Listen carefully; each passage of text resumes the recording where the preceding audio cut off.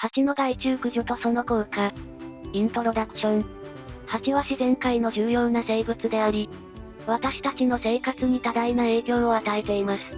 蜂は植物の受粉を手伝い、その結果、私たちが食べる果物や野菜の生産に直接貢献しています。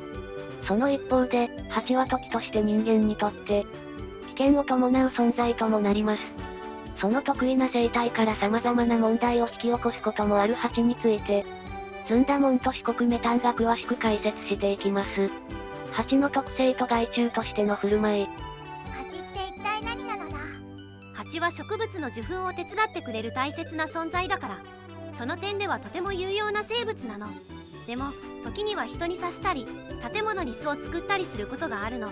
そういった行動は人間にとっては迷惑な行動で、その場合は害虫と言えるわね。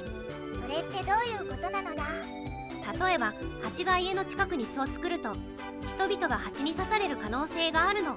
それから蜂が建物に巣を作ると、建物の構造に損傷を与える可能性もあるのよ。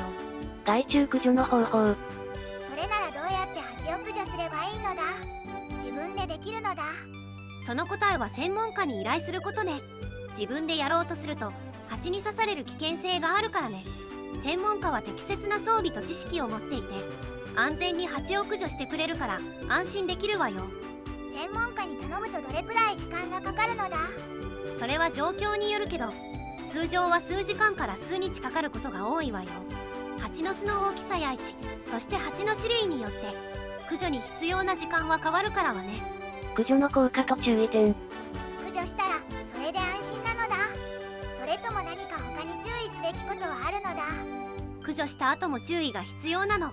なぜなら蜂は元の巣がなくなると近くに新しい巣を作ることがあるからよ。だから駆除した後も定期的に周囲をチェックすることが大切なの。それってどういうことなのだ。蜂が新しい巣を作り始めた兆候を見つけたら、再び専門家に連絡することが大切よ。それによって問題が大きくなる前に対処することができるわよ。まとめ。蜂の害虫駆除は人間の安全と平和を保つために重要ですが、それは専門家に任せるのが最善と言えます。また、駆除後も周囲の状況を定期的にチェックし続けることが大切です。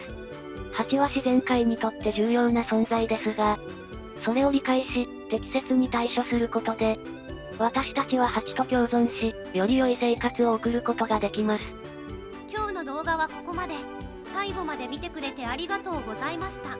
このチャンネルでは嫌な虫に関する情報を5分以内の短くまとめた動画を毎日投稿中。